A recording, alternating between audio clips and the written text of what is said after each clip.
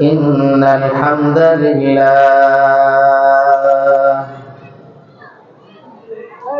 نحمده ونستعينه ونستغفره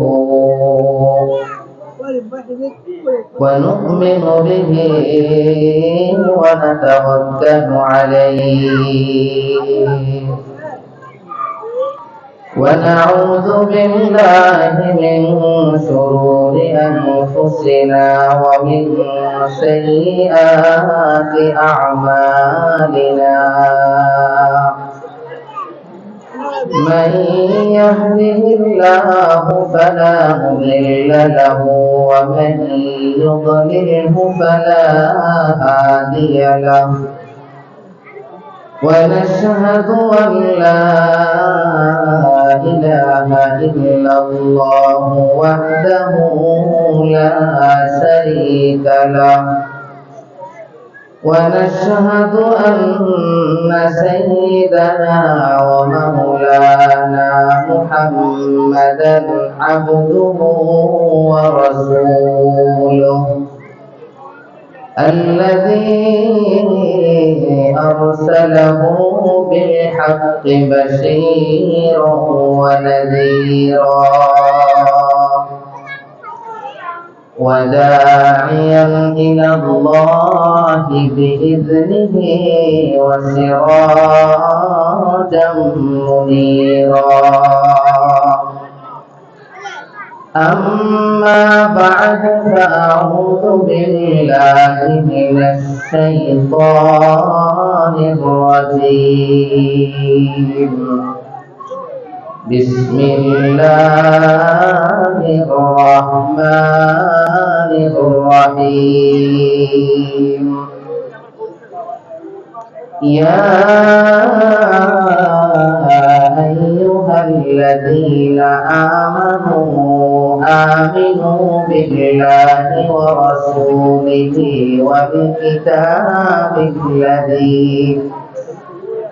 والكتاب الذي نزل على رسوله والكتاب الذي أنزل من قبل إلى آخر الآية آمنت بالله صدق الله مولانا العظيم وصدق رسوله النبي الكريم ونحن على ذلك لمن الشاهدين والشاكرين والحمد لله رب العالمين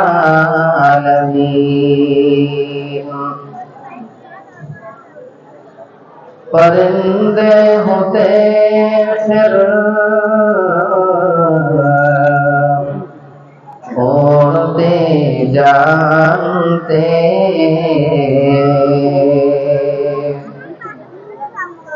परिंदे होते फिर उड़ते जानते जाकर कदम को चुमाते बलगल उला बिकमालिही कशफ दुजा बिजमालिही हसनत जमीउ खिसालिही सल्लू अलैहि व आलिहि मदीना में जाना मदीना में मरना मदीना में जाना मदीना में मरना जिंदगी में सबसे बड़ा मेरा तमन्ना बलगल उला बिकमालिही كشف الدجى بجماله حسنت جميع خصاله صلوا عليه وآله صلى الله عليه وسلم। সাভার ইসলামিয়া কামিল মাদ্রাসার উদ্যোগে আয়োজিত তাফসীরুল কোরআন মাহফিল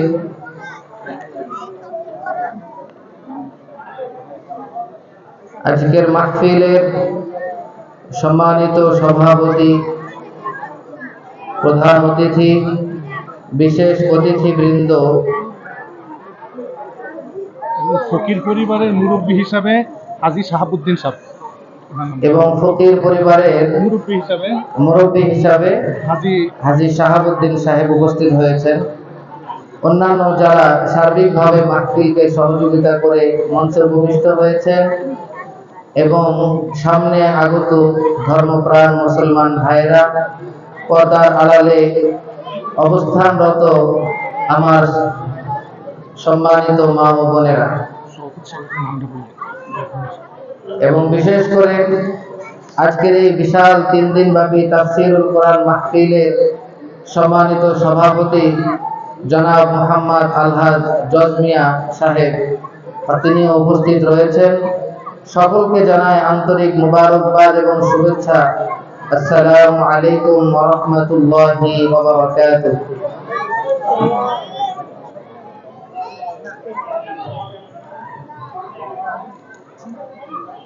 সম্মানিত হাজিরিন,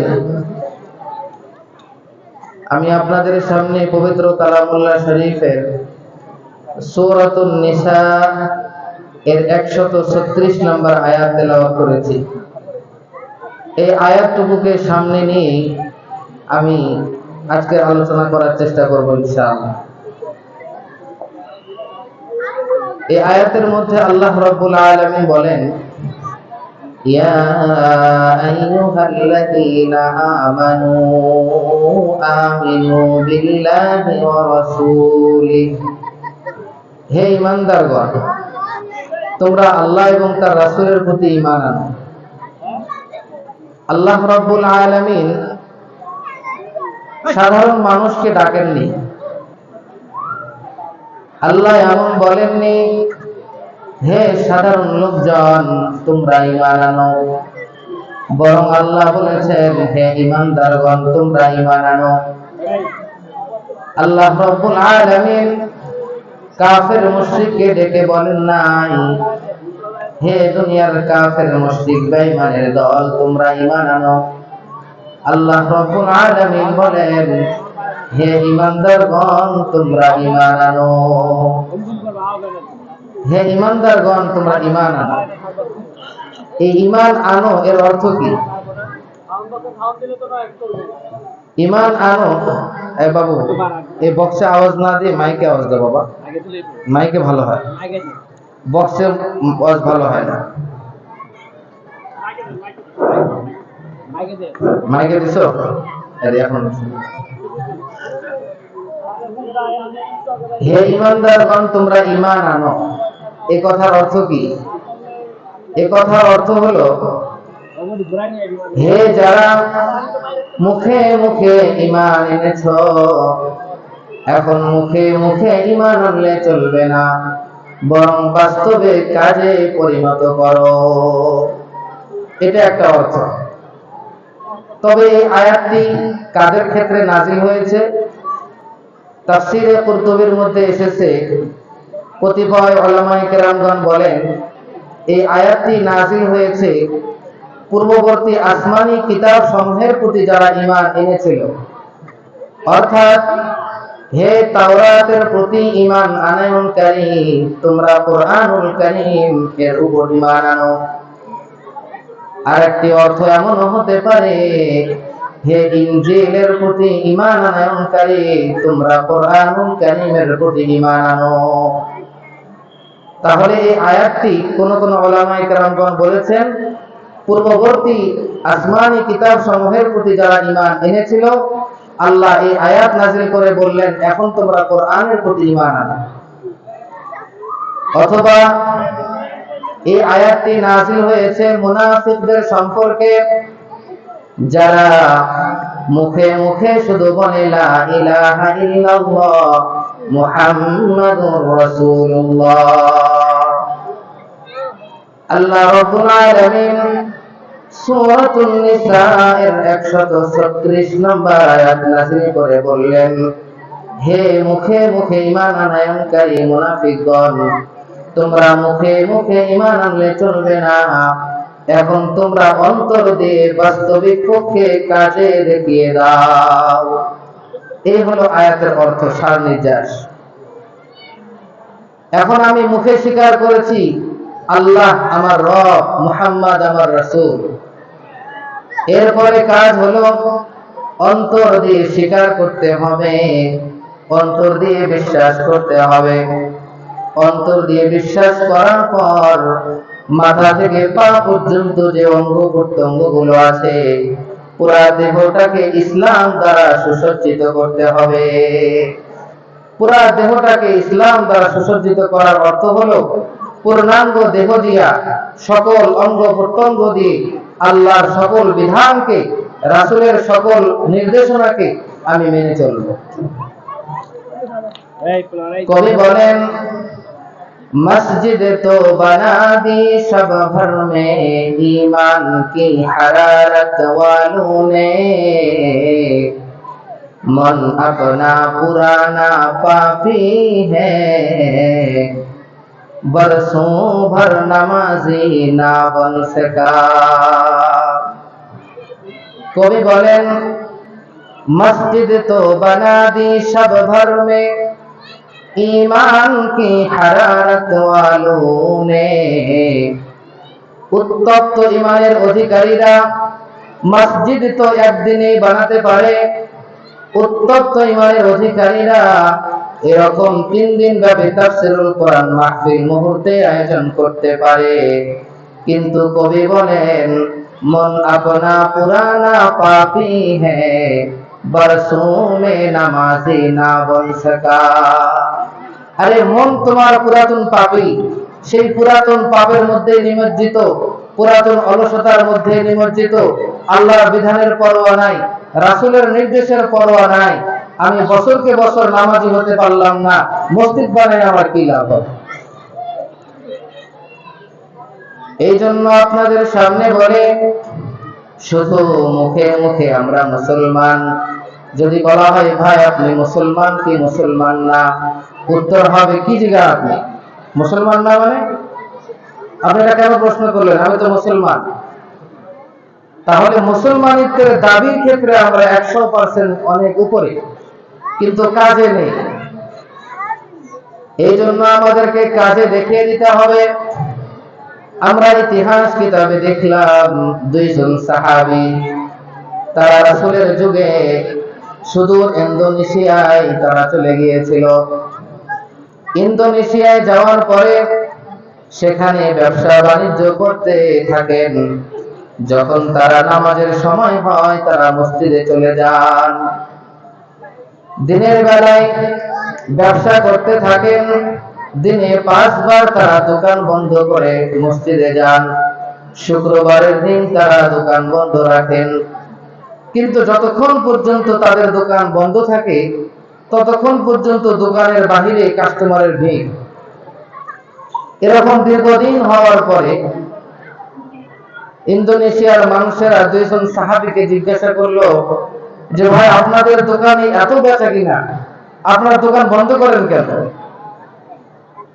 আপনাদের দোকানে এত পরিমাণ কাস্টমারের ভিড়, তারপরও কেন আপনারা দিনের বেলায় 1 বার 2 বার নয় 5 বার দোকান বন্ধ করে কোথায় যান, কি করতে যান? 2 জন সাহাবী উত্তর দেয়, ও ভাই আমরা তোমাদের মতো সাধারণ মানুষ নয়, আমরা বরং মুসলমান। আমরা আল্লাহর প্রতি ঈমান এনেছি। আমাদের একজন নবী আছেন, রাসূল আছেন মুহাম্মদ। তিনি আমাদেরকে যেভাবে জীবন যাপন করার পদ্ধতি শিক্ষা দিয়েছেন সেভাবে আমরা জীবন যাপন করার জন্য দিনে 5 বার আল্লাহর ডাকে সাড়া দিয়ে মসজিদে যাই। দিনে 5 বার আল্লাহর ডাকে সাড়া দিয়ে মসজিদে যায়, তখন দোকান বন্ধ রাখে। ইন্দোনেশিয়ার মানুষেরা সাহাবীদেরকে বলল, তোমাদের এই বিশ্বস্ততা, আমানতদারি, তোমাদের এই ধরনের নৈতিকতা দেখে পুরো এলাকার মানুষ তোমাদের প্রতি পাগল হয়ে গিয়েছে। সুতরাং তোমরা আমাদেরকে তোমাদের মতো মুসলমান বানিয়ে নাও। তাদেরকে মুসলমান বানানো হলো। কিতাবের মধ্যে এসেছে এই 2 জন সাহাবীর বদৌলতে তৎকালীন জামানায় ইন্দোনেশিয়া এলাকায় যতগুলো মানুষ ছিল, সকল মানুষ কালিমা পড়ে মুসলমান হয়ে গেছে। এজন্য ভাই, আপনি ইসলামকে ফলো করেন। ইসলামের মতো এত উত্তম আদর্শ, এত উত্তম জীবন যাপন পদ্ধতি পৃথিবীর কোন মতাদর্শের মধ্যে পাওয়া যাবে না। এত বিশ্বস্ততা, এত ন্যায়পরায়ণতা, এত সুন্দর থেকে সুন্দর বিধান দুনিয়ার কোথাও নাই। একমাত্র ইসলাম আমাদেরকে যে জীবন শিক্ষা দিয়েছে সেখানে আছে। এরপরে আসুন, এই ঈমানকে সর্বপ্রথম বুঝতে হবে, ঈমানের মূল্যটা কি। আসলে আমরা ঈমানের মূল্য বুঝি না। ঈমানের মূল্য না বোঝার কারণে আমাদের এই দশা। যখন একটা মানুষ কোনো জিনিসের মূল্য বোঝে না, তখন এই জিনিসটাকে পরোয়া করে না, বাহিরে ফেলায় রাখে। এটাতে কুকুরে পেশাব করে দিক, কিংবা এটা কোনো চোর নিয়ে যাক, টোকায় নিয়ে চলে যাক, কোনো পরোয়া করে না। কোনো প্রতারক যদি আসে প্রতারণা করে, এই জিনিসটা নিয়ে যায়, নিয়ে যাক, কোনো সমস্যা নাই, কারণ এই জিনিসের মূল্য আমার ভিতরে নাই। ঈমানের মূল্য কি? ঈমানের মূল্য কিতাবের মধ্যে এসেছে। ঈমান এত বড় দামি, এত বড় দামি, কাল কিয়ামতের মাঠে আল্লাহর এক পাপী বান্দা 99টি রেজিস্টার, গুনাহের রেজিস্টার, বড় বড় খাতা নিয়ে হাজির হবে। 99টি গুনাহের বড় বড় রেজিস্টার খাতা। কত বড়? আপনার চোখের দৃষ্টি যতদূর চলে যেতে পারে এত লম্বা লম্বা 99টা রেজিস্টার গুনাহের। এতগুলো রেজিস্টার খাতা নিয়ে আল্লাহর মিজানের পাল্লার সামনে আসবে। এই ব্যক্তি তো নিরুপায়, যে আজকে আমার জাহান্নাম ছাড়া কোনো উপায় নেই। আল্লাহ রব্বুল আলামিন ফেরেশতাদেরকে আদেশ করবেন, এই 99টা রেজিস্টার ওজনের পাল্লা, আমলের পাল্লায় দিয়ে দাও। আর পাল্লার আরেকটা যে আছে, ওইটাতে তোমরা এই ব্যক্তি দুনিয়াতে থাকা অবস্থায় শুধুমাত্র একবার লা ইলাহা ইল্লাল্লাহ বলেছিল, এই কালিমার কাগজটা তোমরা ওই পাল্লাতে রেখে দাও। যখন এই পাল্লার 2টা সাইড থাকে, আমলের পাল্লাতে যখন এই কালিমা একটা ছোট চিরকুট দেওয়া হবে, এইদিকে 99টা রেজিস্টার, এটা হালকা হয়ে যাবে, কালিমার পাল্লা ভারী হয়ে যাবে। শুধু কি তাই, বরঞ্চ সারা দুনিয়ার মধ্যে এই পৃথিবীটা যত বড়, দুনিয়ার সকল মানুষ যদি কাফের হয়ে যায় আর একটি মানুষ শুধু ঈমানদার থাকে, ততদিন পর্যন্ত এই দুনিয়াতে কিয়ামত কায়েম হবে না। এই একটি মানুষের, এই আল্লাহ বললেওয়ালা একটি মানুষের এত দাম, এত মূল্য। যদি আমরা ঈমানের মূল্য না বুঝি, ঈমান কিন্তু হারিয়ে যাবে, প্রতারকেরা নিয়ে যাবে। আল্লামা শেখ সাদী রহমতুল্লাহ আলাইহি কি বলেন? আল্লামা শেখ সাদী রহমতুল্লাহ আলাইহি বলেন যে একবার আমার আম্মা আমাকে একটি স্বর্ণের আংটি পরিয়ে দিয়েছিল। আমি তখন ছোটকাল, বুঝি না, শিশুকালে। ছোট্ট একটা স্বর্ণের আংটি আঙ্গুলে জড়িয়ে আমি বাহিরে বের হয়েছি। বাহিরে বের হয়েছি, পথের মধ্যে একজন প্রতারকের সঙ্গে সাক্ষাৎ হলো, যার হাতের মধ্যে একটা পোটলার মধ্যে সামান্য পরিমাণ মিষ্টি জাতীয় জিনিস ছিল, গুড় ছিল। সেই প্রতারক যখন আমার হাতের স্বর্ণের আংটি দেখতে পেল, সে আমাকে ডেকে বলে, হে বাচ্চা, এদিকে আসো, শোনো, এই যে আমার পুটলিতে কত সুন্দর মিষ্টি আছে, গুড় আছে, এই গুড়টা একটু তুমি মুখে দাও। এই গুড়টা একটু শেখ সাদি রহমতুল্লাহ আলাইহি ছোট বাচ্চা তার মুখে দিয়েছে। যখন তার মুখটা রসে ভরে গিয়েছে, তখন এই প্রতারক বলে, হে বাচ্চা, এখন তোমার আংটিটা একটু মুখে দাও। আংটি থেকে এরকম কোন মিষ্টি সুস্বাদু পাও নাকি? না, পাওয়া যায় না। তখন বললেন, তাহলে তুমি এই মিষ্টি সুস্বাদু গুণগুলো নিয়ে এই বিষাদে আংটিটা তুমি আমাকে দিয়ে দাও। যে আংটির কোনো স্বাদ নাই, এই আংটিটা আমাকে দিয়ে দাও, আর এই সুন্দর মিষ্টি গুণটা তুমি নিয়ে নাও। আল্লামা শেখ সাদি রহমতুল্লাহ আলাইহি বলেন, যখন একটা মানুষ ইমানের কি দাম আর কি মূল্য এটা বুঝে না, তখন মানুষ দুনিয়ার এই চাকচিক্য দেখে, এই সৌন্দর্য আর মিষ্টতা দেখে মানুষ নিজের ইমানটাকে এভাবে প্রতারকের হাতে বিক্রি করে দেয়। মানুষ টেরও পায় না কিভাবে আমার ইমানটা ছিনিয়ে নিয়ে গেল, টের পায় না মানুষ। এজন্য আমাদেরকে ইমানের মূল্যটা বুঝতে হবে। ইমান কত মূল্যের জিনিস। এরপরে যে কথাটি আপনাদের সামনে বলবো, সেটি হলো ঈমান কাকে বলে। আমি যদি আপনাদের সামনে বলি, আমার হাতে একটা মাউথপিস আছে, আপনাদের ঈমান আছে কিনা?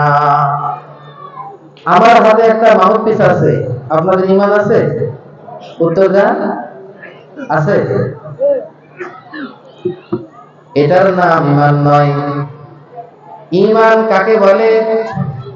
ঈমান বলা হয় গায়বের প্রতি বিশ্বাস স্থাপন করাকে ঈমান বলা হয়।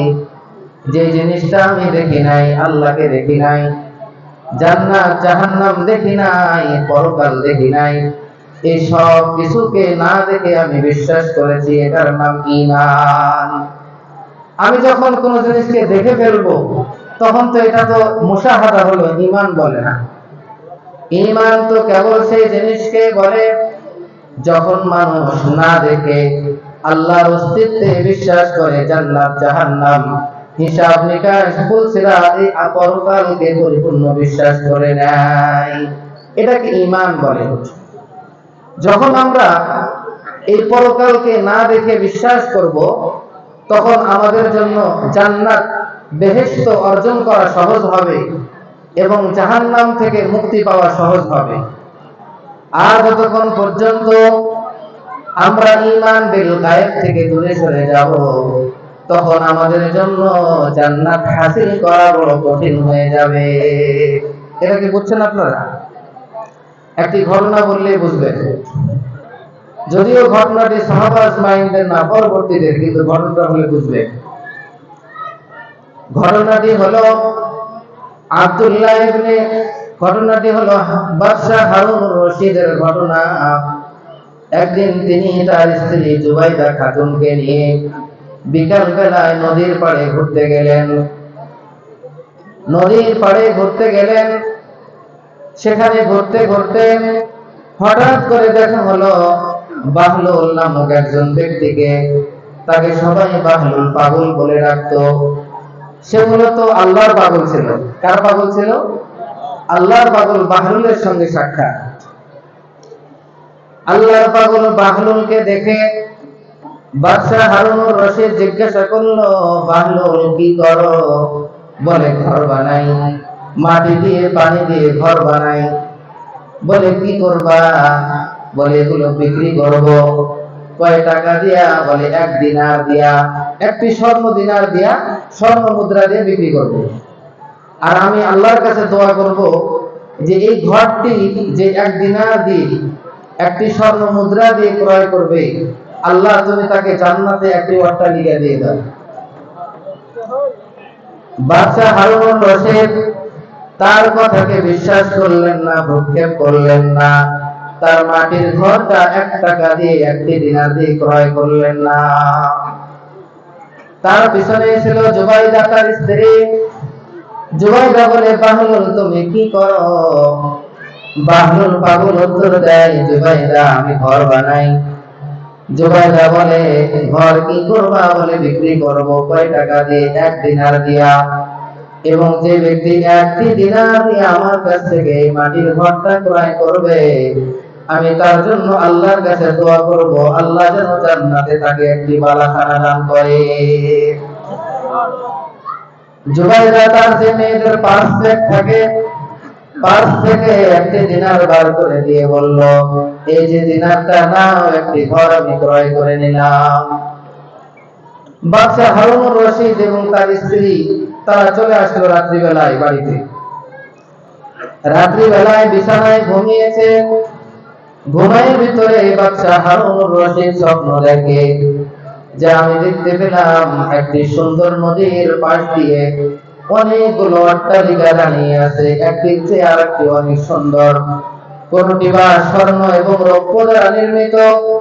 এত সুন্দর অট্টালিকা দেখে আমি আর লোভ সামলাইতে না পেরে সুন্দর অট্টালিকার গেটের সামনে চলে গেলাম। প্রধান গেটের সামনে গিয়ে তাকিয়ে দেখলাম সেখানে সাইনবোর্ডের মধ্যে লেখা রয়েছে জুবাইরা খাতুন।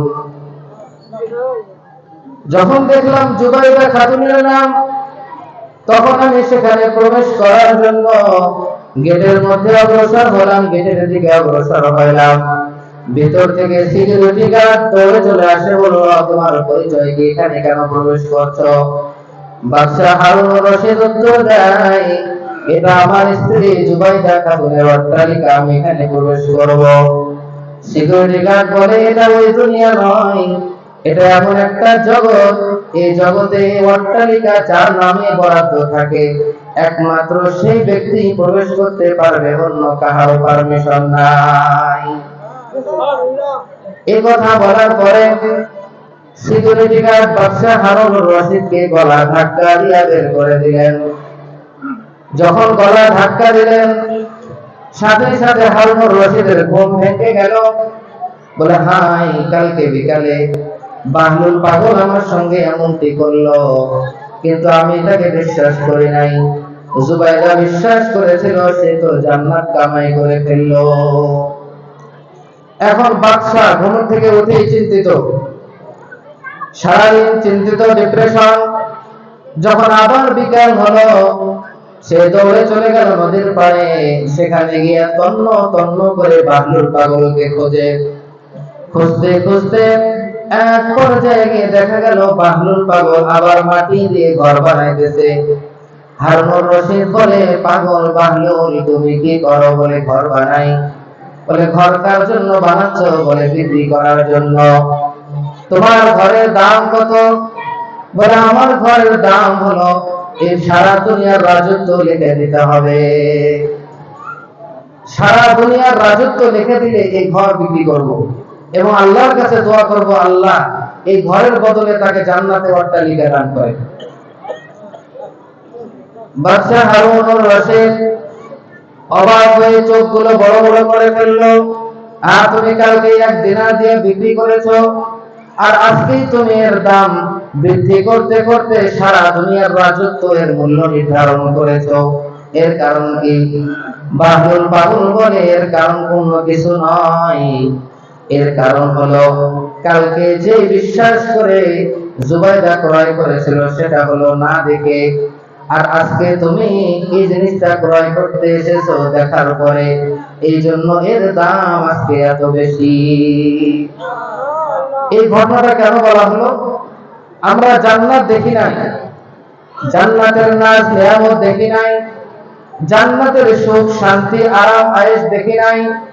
ওই জান্নাতকে না দেখে আজকে যদি আমরা জান্নাত অর্জন করার জন্য সামান্য একটু বিশ্বাস করে কালিমা পড়ি, লা ইলাহা ইল্লাল্লাহ, লা ইলাহা ইল্লাল্লাহ, লা ইলাহা ইল্লাল্লাহ, লা ইলাহা ইল্লাল্লাহ মুহাম্মাদুর রাসূলুল্লাহ।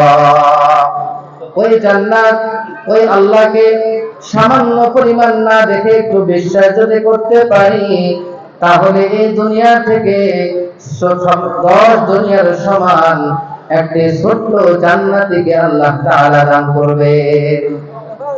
কিন্তু জান্নাত যখন দেখে ফেলবো, মৃত্যু যখন কাছে চলে আসবে, আর জাহান্নামী যদি হই, জাহান্নামের আযাব আমার চোখের সামনে দেখা যাবে, মালাকুল মউতকে দেখতে পাবো, তখন যদি ঈমান আনি আর কোনো লাভ হবে না। এই জন্য আপনাদের কাছে আমার আবেদন হলো, আমরা এখনো আল্লাহকে দেখি নাই, জান্নাত জাহান্নাম দেখি নাই, আমাদের জন্য অল্প আমলে জান্নাত কামাই করার সুযোগ রয়ে গেছে। অল্প আমলে আমরা জান্নাত কামাই করতে পারবো। আমরা যদি জান্নাত কামাই করে নিতে পারি অল্প আমলেই, তাহলে কাল কিয়ামতের মাঠে আমাদেরকে বিপদে পড়তে হবে না।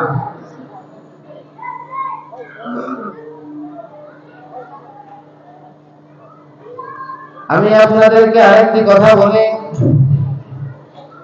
ঈমানের ক্ষেত্রে আমরা যখন ঈমান এনেছি, শরীয়ত আমাদেরকে চলার জন্য পদ্ধতি দান করেছেন। আমরা কিভাবে চলবো এর একটা পদ্ধতি শরীয়ত আমাদেরকে দিয়েছেন। সেই পদ্ধতিটার নাম হলো ওহীর মাধ্যমে যে সকল খবর আমাদের কাছে এসেছে, রাসূলের মাধ্যমে আমাদের পর্যন্ত পৌঁছেছে, সেই খবরের মাধ্যমে আমরা জীবন পরিচালনা করব। আমরা চোখে দেখে কোনো কিছুর উপরে বিশ্বাস করব না, এটা হলো শরীয়তের তাকাজা। তার মানে কি? তার মানে হলো দুনিয়ার মানুষগুলো যারা ঈমান এনেছে, তারা চোখে দেখে কোনো কাজ করবে না। তারা চোখে দেখলো একটি জিনিসের মধ্যে লাভ, আমি সেই লাভের দিকে চলবো। শরীয়ত এটা পছন্দ করে না। চোখে দেখা যায়, আমি যদি ঘুষ খাই, ঘুষের মধ্যে অনেক লাভ, কোন রকমের কষ্ট ছাড়াই উপার্জন করা যায়। আমি যদি সুদ খাই, সহজে আমি অনেক টাকা ইনকাম করতে পারি। আমি যদি কাহার সম্পদ আত্মসাৎ করি, তাহলে আমি চোখে দেখতে পাই অনেকগুলো সম্পদ আমি অর্জন করে ফেললাম। এভাবে চোখে দেখে ভালো মন্দ নির্ণয় করে ঈমানদারের জন্য চলা নিষেধ। ঈমানদার চোখে দেখে এটা নির্ণয় করবে না। ঈমানদার নির্ণয় করবে একমাত্র আল্লাহ রাব্বুল আলামিন ফেরেশতা জিবরাইলের মাধ্যমে নবী মুহাম্মদ সাল্লাল্লাহু আলাইহি ওয়াসাল্লামের কাছে ওহীর মারফতে যে খবর আরশে আজিম থেকে এসেছে, এই খবর অনুসরণ করে মুমিনরা চলবে, এর বাইরে চলবে না। আপনাদেরকে উদাহরণ দিলেই বুঝবে। হযরত মূসা আলাইহিস সালাতু ওয়াস সালাম, তিনি যে হক নবী, সত্য নবী, এটা প্রমাণ করার জন্য ফিরআউন বলেছিল একটি বিশাল মাঠের মধ্যে সাপের জাদু খেলা দেখা হবে। বিশাল মাঠে আয়োজন করলো সাপের খেলা। পুরো দেশ থেকে, মিশর থেকে যত বড় বড় জাদুকর আছে, জাদুকরদেরকে আনা হলো। অপরদিকে মূসা আলাইহিস সালাম, তিনি তো জাদুকর নন, তার কাছে কোনো সাপ বিচ্ছু বলতে কিছু নাই। মূসা আলাইহিস সালাম এক প্রান্তে দাঁড়িয়ে আছেন, আর বিপরীত প্রান্তে দাঁড়িয়ে আছে সমস্ত জাদুকররা। ফিরআউন আদেশ হলো, হে জাদুকররা, তোমরা সাপ ছেড়ে দাও। শত শত যত সংখ্যায় সাপুড়ে ছিল, তারা তাদের সাপগুলো ছেড়ে দিল। মাঠের মধ্যে হাজার হাজার সাপ ধেয়ে আসছে মূসা আলাইহিস সালামের দিকে। কিতাবওয়ালা বলেন, মূসা আলাইহিস সালামের দিকে হাজার হাজার সাপ ধেয়ে আসছিল, তাকে ছো মারবে। এই সময় মূসা আলাইহিস সালামের মধ্যে একটা লাঠি ছিল। মূসা আলাইহিস সালামের হাতের লাঠি। বিবেকের তাকাজা কি? একটা বুদ্ধিমান মানুষের পরামর্শ কি হতে পারে? নিজের বিবেকের পরামর্শ, দিক নির্দেশনা কি থাকতে পারে? নিজের বিবেকের দিক নির্দেশনা হলো, হাজার হাজার সাপ আসতেছে, এই লাঠি তুমি হাত থেকে ফেলবে না, এই লাঠিকে শক্ত করে ধরো এবং সাপের মাথায় জোরে আঘাত করো। এটাই তো বিবেকের তাকাজা। বুদ্ধিমানরা এটাই তো বলবে। কিন্তু মূসা আলাইহিস সালাম তার বিবেকের দিকে, বুদ্ধিমত্তার দিকে তাকান নাই, তার চোখের দৃষ্টি কি বলে সেদিকে তাকান নাই। তিনি মহান আল্লাহ রাব্বুল আলামিন কি খবর দেন সেদিকে তাকিয়েছেন। মহান আল্লাহ রাব্বুল আলামিন খবর দিলেন, হে মূসা, তোমার লাঠিটা তুমি জমিনে নিক্ষেপ করো। যখন তার লাঠিটা জমিনে মারা হলো, বিশাল আকারে একটি বড় অজগর সাপের মতো বড় একটি সাপ হয়ে গেল। এই যে মূসা আলাইহিস সালামের সাপ হলো, এই সাপ এক গাছে সকল জাদুর সাপগুলো খেয়ে ফেলল। এই মূসা আলাইহিস সালাম যে পদ্ধতিতে জীবন যাপন করলেন, এটা কি নিজের চোখে দেখে বুদ্ধিমত্তার দিকে তাকিয়ে না আল্লাহর খবরের দিকে তাকিয়ে? আল্লাহর খবরের দিকে তাকিয়ে। আরেকটি ঘটনা বলি। হযরত মূসা আলাইহিস সালাতু ওয়াস সালাম রাত্রি বেলায় তার সঙ্গে সাথীদেরকে নিয়ে নীল নদের দিকে অগ্রসর হচ্ছেন। এই দেশ থেকে তারা চলে যাবেন, এই দেশে তারা থাকবে না। ফিরআউন খবর পেয়ে তার সৈন্য সামন্ত নিয়ে অস্ত্র শস্ত্রে সজ্জিত হয়ে মূসা আলাইহিস সালামের পিছনে ধাওয়া করেছেন। মূসা আলাইহিস সালাম যাইতে যাইতে যখন সামনে নীল নদ, ডানে পাহাড় বামে পাহাড়, পিছনের দিকে তাকাইলে দেখা যায় ফিরআউনের বিশাল বাহিনী। মূসা আলাইহিস সালামের সঙ্গীরা বলে উঠল, ইন্না লামুদরাকুন, হে মূসা, আমরা তো পাকড়াও হয়ে গেলাম। মূসা আলাইহিস সালাম বলেন, কাল্লা ইন্না মাইয়া রাব্বি সায়াহদিন, কখনোই নয়, আমার প্রভু আমাকে অবশ্যই রাস্তা দেখাবে। এই সময়ের তাকাজাকি, সামনে যেহেতু সাগর যাওয়া যাবে না, ডানে পাহাড়, এত বড় পাহাড়ে কিভাবে উঠব, বামে এত বড় পাহাড়ে কিভাবে উঠব? একটি মাত্রই রাস্তা ছিল পিছনের দিক, সেদিকে ফিরআউনের বাহিনী। জীবন বাঁচানোর জন্য করণীয় ছিল এটাই, আমার হাতে যে লাঠি আছে, এই লাঠি দিয়ে আমি শত্রুপক্ষের সঙ্গে প্রাণপণে লড়িয়ে যাব।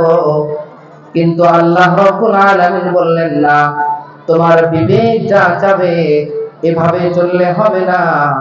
বরং আল্লাহ রাব্বুল আলামিন ওহীর মারফত জানিয়ে দিলেন, হে মূসা, আনিদরিব বিআসাকাল বাহর, তুমি তোমার লাঠিটাকে সাগরের মধ্যে নিক্ষেপ করো, সাগরে মারো। মূসা আলাইহিস সালাম আল্লাহ রাব্বুল আলামিনের আদেশ পেয়ে তার লাঠিটাকে সাগরের মধ্যে মারলেন। সাথে সাথে ফানফালাকা ফাকানা কুল্লু ফিরকিন কাত-তাউদিল আযীম, সাথে সাথেই মূসা আলাইহিস সালাম এবং তার সঙ্গে যারা ছিল 12টি গোত্রের মানুষ, 12টি গোত্রের জন্য 12টি রাস্তা হয়ে গেল, সমুদ্র দুই ভাগে বিভক্ত হয়ে গেল। এই জন্য আপনাদের সামনে এই ঘটনা কেন বললাম? এই জন্য বললাম যে আমাদের জীবন চলার পদ্ধতি দুই ধরনের। একটি হলো দৃষ্টি মাফিক, আমার চোখে দেখতেছি ঘুষের মধ্যে লাভ, সুদের মধ্যে লাভ, ছিনতাইয়ের মধ্যে লাভ, আমি এদিকে চলবো না, বরং আমার আল্লাহ আমাকে যে পথ দেখিয়েছেন, তুমি হালাল ভাবে ব্যবসা করো, এটার মধ্যে লাভ, আমি এইভাবে চলবো। তাহলে আমি আমার জীবনকে আল্লাহর পথে চালাতে পারবো। সময় আছে না? হাদিস শরীফের মধ্যে ইরশাদ হয়েছে, قال رسول الله صلى الله عليه وسلم من أحب لله وأبغض لله وأعطى لله ومنع لله فقد استكمل الإيمان। নবীজি বলেছেন, ঈমান পরিপূর্ণ হয় কিভাবে? ঈমান পরিপূর্ণ হয় 4টি পদ্ধতি অবলম্বন করলে। 1 নাম্বার পদ্ধতি হলো, দুনিয়ার মানুষের সঙ্গে আমি চলাফেরা করি, মানুষকে ভালোবাসবো একমাত্র আল্লাহর জন্য। কার জন্য? এই ঈমানের আলোচনা করতেছি। এই ঈমান পূর্ণাঙ্গ হয় 4টি পদ্ধতি অবলম্বন করলে। 1 নাম্বার পদ্ধতি হলো আল্লাহর জন্য ভালোবাসতে হবে। আল্লাহর জন্য ভালোবাসার অর্থ কি? আল্লাহর জন্য ভালোবাসার অর্থ হলো, আমি একজন মুমিন ভাইকে, মুসলমান ভাইকে কেবলমাত্র শুধুমাত্র এই জন্যই ভালোবাসবো, এই মানুষটি আমার আল্লাহর গোলাম, আমার আল্লাহর গোলাম, আমার আল্লাহর বান্দা। আমি যে রাসূলকে মানি তিনিও সেই রাসূলকে মানেন, এতটুকুর উপর নির্ভর করে আমি দুনিয়ার সকল মুসলমান মুমিন ভাইকে ভালোবাসবো। এই ভালোবাসা আমাদের থাকতে হবে। এই ভালোবাসা না থাকলে সে ব্যক্তির ঈমান কোনোদিন পূর্ণাঙ্গ হতে পারে না। আমি একজন মুসলমান হয়ে অপর মুসলমানকে ভালোবাসি, তার আলামত কি বুঝবো কিভাবে? কিভাবে বুঝবো আমি একটা মুসলমান হয়ে আরেক মুসলমানকে ভালোবাসি? এটা বুঝতে হলে কয়েকটি আলামত আছে। একটি আলামত হলো আমি অপর ভাইকে প্রাধান্য দেব, আমার প্রয়োজনের ক্ষেত্রে আমি একটু সবর করব, অপর ভাইকে আমার উপর প্রাধান্য দেব। আমি অপর ভাইকে কল্যাণকর কথা বলবো। আমার বন্ধু, আমার দোস্ত, একসঙ্গে আমরা চলি, চলতে চলতে হঠাৎ করে বলে ভালো লাগছে না, সিগারেট খাই। আপনার বন্ধু আপনাকে বলছে ভালো লাগছে না, একটা সিগারেট খাই। আপনি যদি প্রকৃত ভালো বন্ধু হয়ে থাকেন, আপনি যদি তাকে আল্লাহর জন্য ভালোবেসে থাকেন, আপনি অবশ্যই তাকে বলবেন না সিগারেট খাওয়া যাবে না, আমার সঙ্গে চলতে হলে ভাই তোমাকে সিগারেট খাওয়া যাবে না, সিগারেট থেকে দূরে আসতে হবে। আমার সঙ্গে চললে বেহায়াপনা কাজ করা যাবে না, উলঙ্গপনা কাজ করা যাবে না, নেশা দ্রব্য খাওয়া যাবে না। এভাবে অপর ভাইকে আমি কল্যাণকর কথা বলবো। আমি তাকে বলবো ইন্নী উহিব্বুকা ফিল্লাহ, আমি যাকে ভালোবাসি ভালোবাসার বহির প্রকাশ করার জন্য তাকে বলবো আমি আপনাকে আল্লাহর জন্য ভালোবাসি। এভাবে আমি প্রকাশ করে দেব। আমি আমার মুসলমান ভাইয়ের জন্য কল্যাণের দোয়া করতে থাকবো। ওগো আল্লাহ, আপনি আমার এই মুসলমান ভাইয়ের জানে মালে বরকত দান করুন। আমার মুসলমান ভাই অসুস্থ, তাদেরকে সুস্থতা দান করুন। আমার মুসলমান ভাই বড় বিপদে আছে, তাকে আপনি বিপদ থেকে উদ্ধার করে দিন। এই জন্য একজন মুসলমান অপর মুসলমানকে ভালোবাসে, এগুলো তার আলামত। এগুলো হলো আলামত। আমি কল্যাণকর কথা বলবো, অপর ভাইকে প্রাধান্য দিব, তার বিপদে সাহায্য করব, তার জন্য কল্যাণের দোয়া করব, তার জন্য ভালোবাসার বহিঃপ্রকাশ করব। যদি আমি এমনটি করতে পারি তাহলে আমার ঈমানটা হবে পূর্ণাঙ্গ। এরপরে আসি 2 নাম্বার, ঈমান পরিপূর্ণ হওয়ার 2 নাম্বার ক্যাপসুল কি? 2 নাম্বার ক্যাপসুল ওয়া আবগাদা লিল্লাহ, আমি আল্লাহর জন্যই অপর ভাইকে অপছন্দ করব, ঘৃণা করব। 1 নাম্বার আল্লাহর জন্যই ভালোবাসবো, 2 নাম্বার হলো আল্লাহর জন্যই কাউকে ঘৃণা করব। আপনার সাথে আমার সম্পর্ক নাই, আপনাকে আমি পছন্দ করি না, সেটা আমার কোন দিলের খাহিশ হয়েছে সেজন্য হলে হবে না, বরং একমাত্র আল্লাহর জন্যই হতে হবে। আল্লাহর জন্যই আমি আপনাকে পছন্দ করি না। মানুষ হিসাবে মানুষকে ঘৃণা করা যাবে না, মানুষের পাপকে ঘৃণা করতে হবে। কাকে ঘৃণা করতে হবে? পাপকে ঘৃণা করতে হবে। এর আগে আপনাদেরকে একটি কথা বলি যে আল্লাহ রাব্বুল আলামিন কোরআন হাদিস থেকে আমরা বুঝতে পারি 4 শ্রেণীর মানুষের সঙ্গে বিদ্বেষ রাখতে হবে, তাদের সঙ্গে ঘৃণা পোষণ করতে হবে, বন্ধুত্ব করা যাবে না। কয় শ্রেণীর মানুষের সাথে? 4 শ্রেণীর মানুষ। একটা হলো কাফের।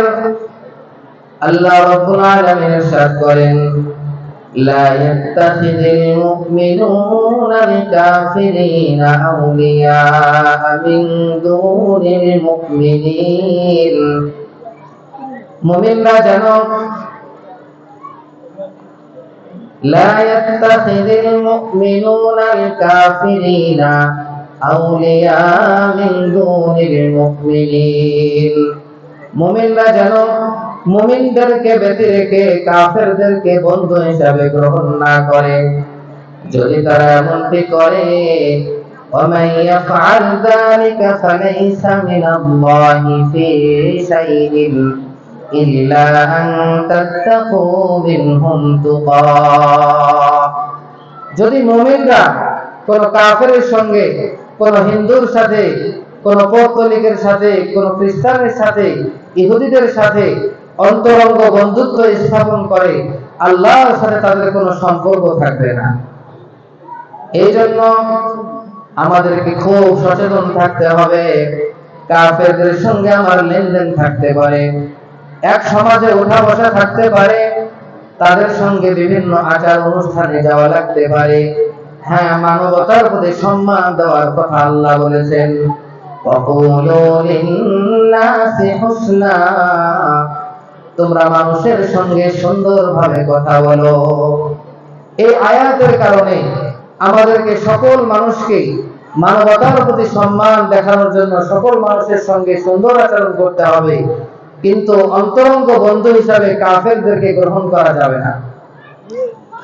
2 নাম্বার, জালেম যারা, তাদের সঙ্গে বন্ধুত্ব স্থাপন করা যাবে না, আল্লাহর জন্য তাদেরকে ঘৃণা করতে হবে।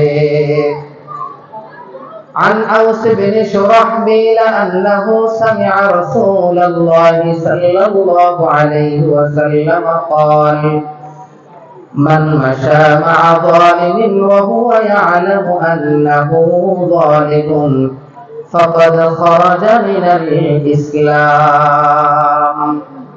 আউস বিন শুরাহবিল রাসূল করিম সাল্লাল্লাহু আলাইহি ওয়াসাল্লাম কে বলতে শুনেছেন, নবীজি বলেছেন, যে ব্যক্তি জালেমের সঙ্গে চলাফেরা করে, অত্যাচারীর সঙ্গে, সীমা লঙ্ঘনকারীর সঙ্গে চলাফেরা করে, এটা জেনে শুনে যে সে জালেম, হুয়া ইয়ালামু আন্নাহু যালিমুন ফাকাদ খারাজা মিনাল ইসলাম, তাহলে যে ব্যক্তি জালেমের সঙ্গে উঠা বসা করছে, তার সঙ্গে চলাফেরা করছে, সে ইসলাম থেকে বের হয়ে যাবে।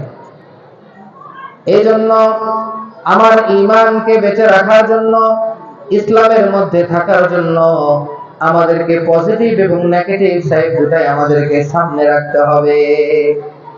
ঈমানের মূল্যায়নের পাশাপাশি ঈমান কিভাবে খর্ব হয়, ঈমান কিভাবে নষ্ট হয়, ঈমান কিভাবে পূর্ণাঙ্গ হয়, এগুলো শিখতে হবে। এই হাদিসে আমরা পেলাম, জালেমের সঙ্গে জেনে শুনে চলা যাবে না। যদি কেউ চলে, তাকে সাহায্য করে, তাহলে সে ইসলাম থেকে বের হয়ে যাবে। আমি যদি কোনো জালেমকে, অত্যাচারীকে আমার একটা মূল্যবান ভোট দিয়ে তাকে আমি নির্বাচনে, তাকে আমি জয়লাভ করার জন্য ভোট দেই, তাকে সাহায্য করি, সুপারিশ করি, আমার ভোট পেয়ে সে যদি ক্ষমতায় যাওয়ার পরে জুলুম করে, অত্যাচার করে, অন্যায় করে, এই সকল পাপের দায়ভার আমার উপরেও চলে আসবে। এজন্য আমাদেরকে জেনে শুনে বুঝে, সামনে নির্বাচন, আমাদেরকে জালেমরা যেন আমাদের ভোট না পায়, এদিকে আমাদেরকে খেয়াল করতে হবে। 3 নাম্বার, যে বিষয়টি, যাদের সঙ্গে বন্ধুত্ব স্থাপন করা যাবে না, তারা হলেন ফাসিক, যারা পাপী। এটি কোরআনুল কারীম থেকে আমি এখনো পাই নাই, পাইলে আপনাদেরকে আয়াত বলবো। ওয়ানাখলাউ ওয়ানাতরুকু মান ইয়াফজুরুকা আল্লাহুম্মা ইয়্যাকা না'বুদু ওয়া লাকা নুসাল্লি ওয়া নাসজুদ। দোয়ায়ে কুনুত মুখস্থ আছে ভাই? দোয়ায়ে কুনুত, দোয়ায়ে কুনুতের মধ্যে আমরা কি বলি? ওয়ানাতরুকু মান ইয়াফজুরুকা, ওগো আল্লাহ, যে ব্যক্তি আপনার সঙ্গে নাফরমানি করে, আপনার সঙ্গে অবাধ্যতা করে, আপনাকে অমান্য করে, তাকে আমি ছেড়ে দিলাম। ফাসিক ব্যক্তি, অপরাধী ব্যক্তি, অন্যায়কারী ব্যক্তি, যে ব্যক্তি আল্লাহকে অমান্য করে, গুনাহের কাজ করে, এমন ব্যক্তির সঙ্গে কোন মুসলমান ইমানদার যদি চলাফেরা করে, বন্ধুত্ব স্থাপন করে, সেই ব্যক্তির দ্বারাই ভালো মুসলমানের কোনোদিন কল্যাণ বয়ে আনতে পারে না। আমি এমন ব্যক্তির সঙ্গে উঠা বসা করি যে আল্লাহকে মানে না, 5 ওয়াক্ত নামাজ পড়ে না, আল্লাহর ভয় ভীতি নাই, তার কাছে আপনি কি কল্যাণের আশা করেন? সে তো মহান রব, মহান দয়ালু আল্লাহ রাব্বুল আলামিনের সঙ্গেই তার সম্পর্ক নাই, অবাধ্য, আপনার প্রতি সে কতটুকু কৃতজ্ঞ থাকবে? 4 নাম্বার, যে ব্যক্তির সঙ্গে বিদ্বেষ রাখতে হবে আল্লাহর জন্য, সেই ব্যক্তি হলো বিদআতি। কোন ব্যক্তি? বিদআতি। عن عبد الله بن بسر رضي الله تعالى عنه قال قال رسول الله صلى الله عليه وسلم من وقر صاحب بدعة فقد أعان على هدم الإسلام। নবীজি সাল্লাল্লাহু আলাইহি ওয়াসাল্লাম ইরশাদ করেন, যে ব্যক্তি কোনো বিদআতি ব্যক্তিকে সম্মান করলো, সম্মানের আসনে বসালো, সেই ব্যক্তি ইসলামকে ধ্বংস করার জন্য সাহায্য করলো। সবচেয়ে বড় কথা হলো বেদাআতি কে, তাকে তো আমি চিনি না, বেদাআত কি জিনিস সেটাও তো জানি না। বেদাআত হলো কোন একটি কাজ বা কথা, কোন একটি রীতি বা নীতি, কোন একটা পদ্ধতি যা নবীজি করেন নাই, সাহাবা আজমাইনও করেন নাই, এমন একটি কাজ আপনি ইবাদত মনে করে যদি করেন তাহলে সেটাই হবে বিদআত। নবীজি করেন নাই, সাহাবা আজমাইন করেন নাই, কিন্তু আমি এটাকে ইবাদত মনে করে করছি, তাহলে এটা বিদআত হবে। এরকম যারা দ্বীন ইসলামের তাহরিফ করে, দ্বীন ইসলামের মধ্যে পরিবর্তন করে, এই সমস্ত ব্যক্তিকে সম্মান দেওয়া যাবে না। খাঁটি আলেম, খাঁটি ইমানদার, খাঁটি পীর বুজুর্গ, খাঁটি আল্লাহর ওলিকে সম্মান দিতে হবে। তাহলে আমরা ঈমানকে পূর্ণাঙ্গ করার দ্বিতীয় চ্যাপ্টারে আসছি, যে আমরা আল্লাহর জন্যই মানুষের সঙ্গে ভালোবাসা রাখবো, আল্লাহর জন্যই মানুষের সঙ্গে বিদ্বেষ রাখবো। তো 4 শ্রেণীর মানুষের সঙ্গে বিদ্বেষ রাখতে বলা হয়েছে। এখন কথা হলো, এই 4 শ্রেণীর মানুষের মাঝে 4টা অপরাধ আছে। কয়টি অপরাধ? 4টি অপরাধ। প্রথম শ্রেণীর মানুষের মধ্যে রয়েছে একটি অপরাধ, তার নাম কুফর। দ্বিতীয় যে ব্যক্তি, এর মধ্যে যে অপরাধ রয়েছে, এই অপরাধটার নাম হলো জুলুম। তৃতীয় যে ব্যক্তি, এর মধ্যে যে অপরাধটি রয়েছে, এই অপরাধটির নাম হলো আল ফিসক ওয়াল ফুজুর। এবং চতুর্থতম যে ব্যক্তি রয়েছে, এর মধ্যে যে অপরাধ আছে, সেই অপরাধটার নাম হলো আল বিদআহ। এই 4টি অপরাধ আমি আপনাদেরকে কেন এভাবে বলতেছি? আমাদের কথা হলো, আমরা পাপকে ঘৃণা করব, পাপীকে ঘৃণা করব না। কাকে ঘৃণা করব? পাপকে ঘৃণা করব। এই 4টা পাপকে ঘৃণা করব, পাপীকে ঘৃণা করব না। এটা আবার কেমনে হয়?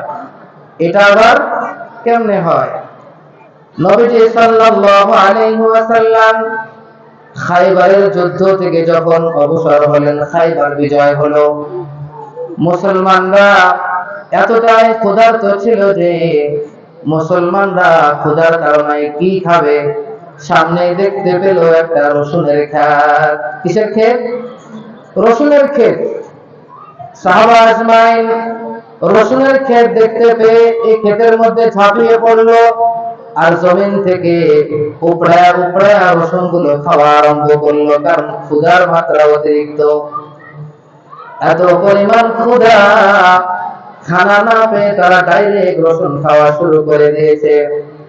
এভাবে রসুন খাওয়ার পরে যখন নামাজের সময় হলো, সাহাবা আজমাইনরা নবীজির কাছে চলে আসলো জামাতে নামাজ পড়ার জন্য। নবীজি সাল্লাল্লাহু আলাইহি ওয়াসাল্লাম বললেন, যে ব্যক্তি এই সবজি থেকে অর্থাৎ এই রসুন থেকে খাবার খেয়েছে, সে যেন মসজিদে নামাজের স্থানে আমার কাছে না আসে। যেখানে নামাজ পড়া হচ্ছে, এখানে যেন এই সাহাবীরা যারা রসুন খেয়েছে তারা যেন আশপাশে না আসে, এরা যেন দূরে থাকে। এই কথা যখন রাসূল বললেন, সাহাবা আজমাইনদের মাঝে হইচই শুরু হয়ে গেল। হুররিমাত হুররিমাত হুররিমাত, রসুন খাওয়া হারাম হয়ে গেছে, রসুন খাওয়া হারাম হয়ে গেছে, রসুন খাওয়া হারাম হয়ে গেছে।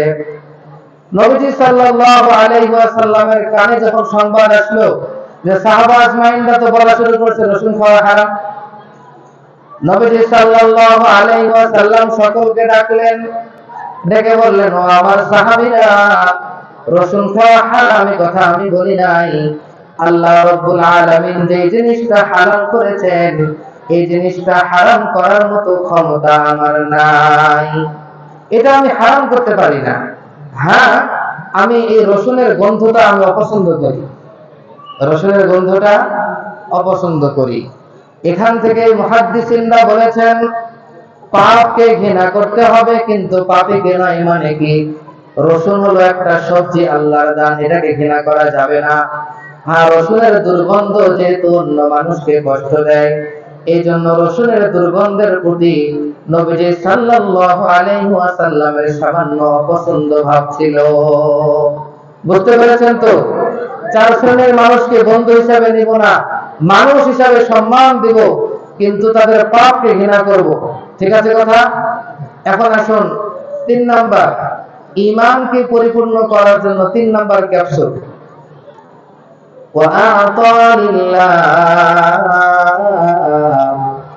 ঈমান যদি পরিপূর্ণ করতে হয়, 3 নাম্বার যে আমলটি করতে হবে সেটি হলো আল্লাহ রাব্বুল আলামিনের সন্তুষ্টির জন্য দান করতে হবে।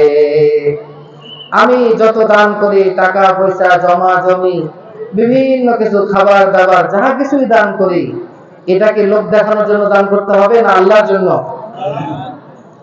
আল্লাহর জন্য দান করতে হবে।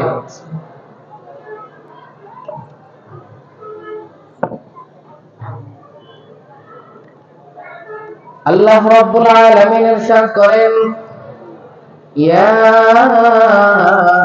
আইয়ুহাল্লাযীনা আমানু লা তুবতিলু সাদাকাতিকুম বিল মান্নি ওয়াল আযা। হে ঈমানদারগণ, তোমরা তোমাদের দান সদকাগুলোকে খোটা দেওয়ার মাধ্যমে, ইহসান অনুগ্রহ করেছো, এই কথা বলার মাধ্যমে তোমরা তোমাদের দান সদকাগুলোকে বাতিল করো না, নষ্ট করো না। এবং তোমরা লোক দেখানোর জন্য দান করবে না, যতটুকুই দান করো আল্লাহর জন্য দান করো। আমার দানটা হতে হবে পিওর, একমাত্র আল্লাহর জন্য, ইখলাসের সাথে। অর্থাৎ আমার ভিতরে সামান্য পরিমাণ লৌকিকতা আসবে না। এই লৌকিকতা না আসার ইখলাসের একটি উপমা ফকিহ আবুল লাইথ সামরকান্দি রাহিমাহুল্লাহু তাআলা আনহু থেকে একটি ঘটনা পাওয়া যায়। ফকিহ আবুল লাইথ সামরকান্দিকে জিজ্ঞাসা করা হলো, হযরত ইখলাস কি জিনিস আমাদেরকে বুঝায়া দিন। তখন ফকিহ আবুল লাইথ সামরকান্দি রাহমাতুল্লাহ আলাইহি বললেন, তুমি কি কখনো মাঠে ময়দানে ছাগল চরানোর মাঝে কখনো কি নামাজে রক্ত হয়েছিল? রাখাল বলে, মানুষটি বলে, হ্যাঁ, ছাগল চড়াইতে চড়াইতে অনেক সময় এমন হয়েছে নামাজে রক্ত হয়েছে। ফকিহ আবুল লাইথ আবার প্রশ্ন করে, তখন তুমি কি করেছো? লোকটি বলে, তখন আমি জায়নামাজ বিছিয়ে কিংবা নামাজের স্থান তৈরি করে নামাজ আদায় করেছি। ফকিহ আবুল লাইথ বলেন, যখন তুমি নামাজ আদায় করেছো তখন তোমার মনের অবস্থা কি এমন হয়েছিল যে আমি নামাজ পড়লাম, নামাজ পড়ার পর এই বকরিগুলো, ছাগলগুলো তোমার প্রশংসা করবে? লোকটি বলে, এরকম তো কোনো কল্পনা আমার মনে আসে না, কারণ ছাগল কোনোদিন প্রশংসা করে? বকরি কোনোদিন কারো প্রশংসা করে? ফকিহ আবুল লাইথ সামরকান্দি রাহিমাহুল্লাহ বলেন, এটার নাম হলো ইখলাস। সুতরাং যখন আমরা আল্লাহর রাহে কোনো কিছু দান করব, তখন আমি সামান্য থেকে সামান্য পরিমাণ একটু আমি মানুষ আমার প্রশংসা করবে এমনটি আমি ধারণা, এমনটি আশাও আমি কখনো করতে পারবো না। আল্লাহর জন্য দান করতে হবে। আমি আপনাদেরকে আরেকটি ঘটনা শোনাবো। হযরত সাআদ ইবনে আবি ওয়াক্কাস রাদিয়াল্লাহু তাআলা আনহু মাদাইন জয় করার পর, যুদ্ধ যখন বিজয় হলো, বিজয় হওয়ার পর যখন তারা ফেরত আসতেছেন, ফেরত আসার সময় একটি স্থানে সাআদ ইবনে আবি ওয়াক্কাস রাদিয়াল্লাহু তাআলা আনহু সাহাবা আজমাইন যারা যুদ্ধের সৈন্য ছিল তাদেরকে সামনে নিয়ে বসলেন, বললেন, দাও, তোমাদের কাছে কি কি মাল আছে তোমরা দাও। তোমাদের কাছে কি কি মাল আছে, সম্পদ আছে, গনিমতের মাল দাও, এগুলো বন্টন করে দিব। সকলেই যুদ্ধ থেকে যে সকল মাল হাসিল হয়েছিল এই সকল মালগুলো সাদ ইবনে আবি ওয়াক্কাসের সামনে পেশ করা শুরু করলো। সবার পরে একটি নওজোয়ান, ছোট্ট কিশোর, একটি নওজোয়ান কাপড়ের মধ্যে ভাঁজ করে কি যেন আনছে। কাপড়ের মধ্যে ভাঁজ করা, তার দেহের মধ্যে তেমন কোনো সুন্দর পোশাক নেই, ছেঁড়া ফাটা পোশাক। আরেকটি কাপড় দিয়ে কি যেন একটা ভাঁজ করে লুকায়া লুকায়া নিয়ে আসতেছে। সাদ ইবনে আবি ওয়াক্কাস বলেন, এই কাপড়ের মধ্যে কি? বলে, হযরত আপনি খুলে দেখেন। কাপড়টা খুলে দেখে শত্রু বাহিনীর, কাফের বাহিনীর যে সর্দার ছিল, সেই সর্দারের শাহী রাজ মুকুট তার হাতের মধ্যে আছে। শাহী রাজ মুকুট এই নওজোয়ানে কিশোরের হাতে শত্রু বাহিনীর সেই শাহী মুকুট যদি তার হাতের মধ্যে থাকে, এই শাহী মুকুটের মধ্যে তৎকালীন জামানায় দামি দামি ডায়মন্ড, মণি, মুক্তা, জওহর এগুলো খচিত থাকতো। এই নওজোয়ান যদি চাইতো, যেহেতু পুরা যুদ্ধের এই কাফেলার কোন মানুষ তার এই শাহী মুকুট সম্পর্কে কিছুই জানে না, এই শাহী মুকুটটা সে যদি লুকায় রাখতো, তাহলে এই শাহী মুকুট থেকে একটি একটি করে হীরা, একটি একটি করে মণি মুক্তা বাহির করে করে সে এই খরচ করে সে সারা জীবনটা কাটায় দিতে পারতো। কিন্তু সে তা করে নাই। এত বিশাল মূল্যবান শাহী মুকুট সাদ ইবনে আবি ওয়াক্কাস রাদিয়াল্লাহু তাআলা আনহুর হাতে অর্পণ করলেন। সাদ ইবনে আবি ওয়াক্কাস বলেন, হে নওজোয়ান, হে কিশোর, তোমার নাম কি? তখন এই কিশোর বলে, আমি যে দান করেছি, এই দান করা যে আল্লাহ দেখেছেন, সে আল্লাহ আমার নামও জানেন, আমার বাবার নামও জানেন। সে আল্লাহ আমার নামও জানেন, আমার বাবার নামও জানেন, সুতরাং আমার নাম বলার কোনো দরকার নাই। এরপরে আসুন, ওয়া মানআ লিল্লাহ, ঈমান পরিপূর্ণ হওয়ার জন্য 4 নাম্বার ক্যাপসুল হলো আল্লাহ রাব্বুল আলামিনের জন্যই কোনো কিছু দেওয়া থেকে বিরত হওয়া। 3 নাম্বার ক্যাপসুল বলেছিলাম আল্লাহর জন্য দান করা। 4 নাম্বার ক্যাপসুল বললাম আল্লাহ রাব্বুল আলামিনের জন্যই দেওয়া থেকে বিরত থাকা। দেওয়া থেকে বিরত থাকা।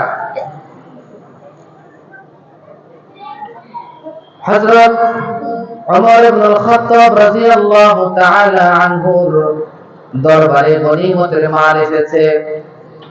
ওমর ইবনে খাত্তাবের স্ত্রী বললেন, হে আমিরুল মুমিনিন, এই মালের মধ্য থেকে একটি এসেছে সুগন্ধি, এই সুগন্ধিটা আমি নিজেই বন্টন করে দেই। আমিরুল মুমিনিন হযরত ওমর রাদিয়াল্লাহু তাআলা আনহু তার স্ত্রীকে বললেন, না, এই গনিমতের সুগন্ধি তুমি বন্টন করতে পারবে না, এই গনিমতের সুগন্ধি অন্য মানুষ বন্টন করে দিবে। এর কারণ কি? এর কারণ হলো, আমরা তো এখন জানি সুগন্ধি আতরের মধ্যে রাখে, বোতলের মধ্যে রাখে, একটি শলাকা থাকে, ওই শলাকা বাহির করলে আতর চলে আসে, গায়ে লাগাইলাম। তৎকালীন যুগে এরকম সুগন্ধি ছিল না, হাত দিয়ে উঠাইতে হতো। হযরত ওমর বলেছেন, তুমি এজন্যই সুগন্ধি বিতরণ করতে পারবে না। কারণ হলো, তুমি যখন সুগন্ধি বিতরণ করবে, তখন তোমার হাতের মধ্যে সুগন্ধি লেগে যাবে, আর সেই সুগন্ধি আমরা সুগন্ধ গ্রহণ করতে পারবো। আমি চাই এই গনিমতের মাল থেকে তোমার হাতে সামান্য পরিমাণ যে সুগন্ধি লেগে থাকবে, ওটাও আমি চাই না। কথা কি বুঝে আসছে? এতটুকু আমি চাই না। সুতরাং ও ভাইরা আমার, আপনাদের সামনে বললাম, মুখে মুখে ঈমান আনলে হবে না, আমলে বাস্তবায়ন করে দেখাইতে হবে। আমাদের ঈমান, এটা হলো গায়বের প্রতি ঈমান, আল্লাহর খবরের প্রতি ঈমান। আমরা চোখে দেখে ভালো মনে হলেই সেভাবে চলবো না। আল্লাহ রাব্বুল আলামিনের আদেশ হিসেবে জীবনকে পরিচালিত করব। ঈমানকে পূর্ণাঙ্গ করার জন্য আল্লাহর জন্যই ভালোবাসবো, আল্লাহর জন্যই বিদ্বেষ রাখবো, আল্লাহর জন্যই দান করব, আল্লাহর জন্যই দান করা থেকে বিরত থাকবো। আল্লাহ রাব্বুল আলামিন যতটুকু কথা বললাম, আমাকে আপনাকে উভয়কে বোঝার এবং আমল করার তৌফিক দান করুন। ওয়া আখিরু দাওয়ানা আলহামদুলিল্লাহি রাব্বিল আলামিন।